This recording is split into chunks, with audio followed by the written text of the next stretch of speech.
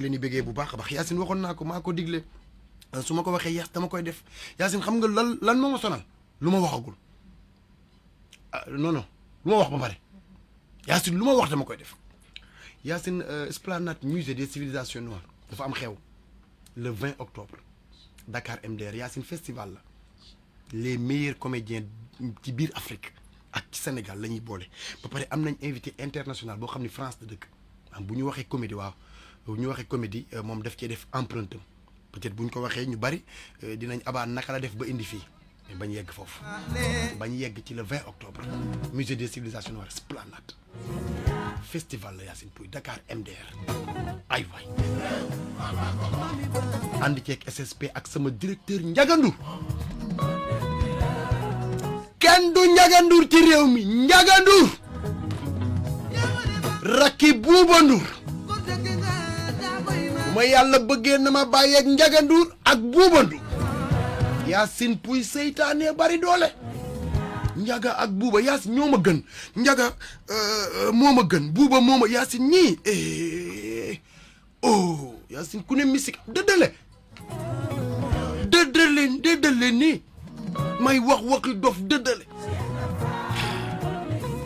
Ndiaga waaye ay liggéey ma ni ñëw ma dem yegg ci Ndiaga ne ma ndax yaa waxoon ñëw ma ne ko kañ laa waxoon ñëw ma Ndiaga ne ma waa biñ la woon ñu la kay liggéey da nga ni ma ne ko kañ Ndiaga wax loo ma lu ma wax nga Yacine ku géej man daal may dem TFM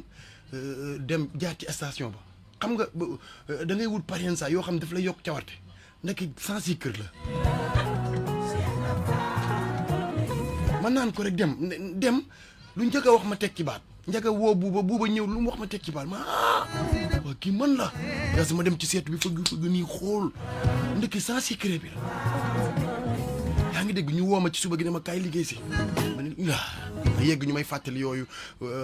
tegal ma ne ma moo tax Yacine audio yi lañ ma tegal nag man ñu ma doon enregistré ne ma kii kàll du man ñu indi audio yi teg ba leen ma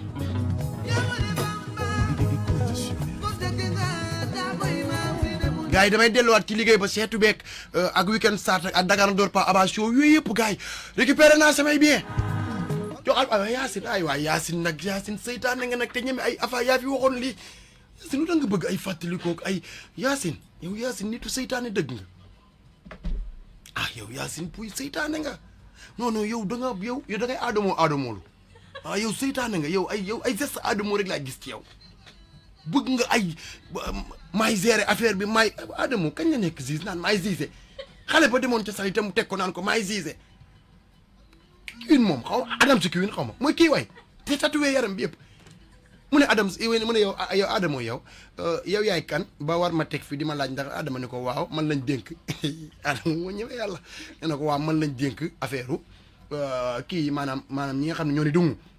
ñi nga xam seen yëf dafa feeñ nee na ñooñu man lañ leen dénk moo tax yow bi nga ne yow moo tax bi ma gisee seen kii sa photo yow nga ni dungu moo tax may la xaaral Adamo kañ lañ ko dénk suñ dungu yi kenn lañ ko jox may Adamo réew na de mais waali way na ko way bu neex suba ci lay animé maa aussi c'est di ma laaj numéro Pape Samba Thiam amatuma ko maawo Pape Samba mooy ki ma doon xeexal mooy ki tax ñu dàq ma Pape Samba la amatuma ko Pape Samba réalisateur sama xarit la woon Seuytané Yacine Seuytané mën na lu ne Pape Samba suñ problème ba bëriwul de Pape Cheikh ko wax dara mu ñëw wax ma ko ma ne ko lu tax nga wax ma lii mu ne Pape Cheikh ay Seuytané bi mu ankay Pape Cheikh ba pare Pape Cheikh toog ak oustaz Modou Fall ndeysaan oustaz dina yàq image am ci man dama koy jëlal émission entière oustaz mais oustaz nag li mu wax ayut de oustaz bu rafet rek la wax day defar waaw Pape Cheikh mu gis nga Yacine gis nga kilifa tey jii kuy animateur ci kër gi Pape Cheikh ay sa directeur moom bu xamul nombal tànk bi mu yor Pape Cheikh a ñàkk fayda day bëgg lu suñ fàllu bugg ko de loolu nga mën a wax ci lu ko metti loolu rek ko mën a metti moom mën na cee jooy moom buggut sëñ fàllu laa koy dippee ay baay Cheikh mu sëriñ fàllu mu naan barke laa ji fàllu ko bëgg sëñ fàllu waaye dafa toog yàq sa nawle toog ci télé boo xam ne émission ñëpp koy seetaan guddi àjjuma naan oustaz mu dafa Abba may woo ni boo feeñee ba feeñatoo da ngay xool ñi feeñ nga leen di woo loolu dafa rafet sama diggante Pape Cheikh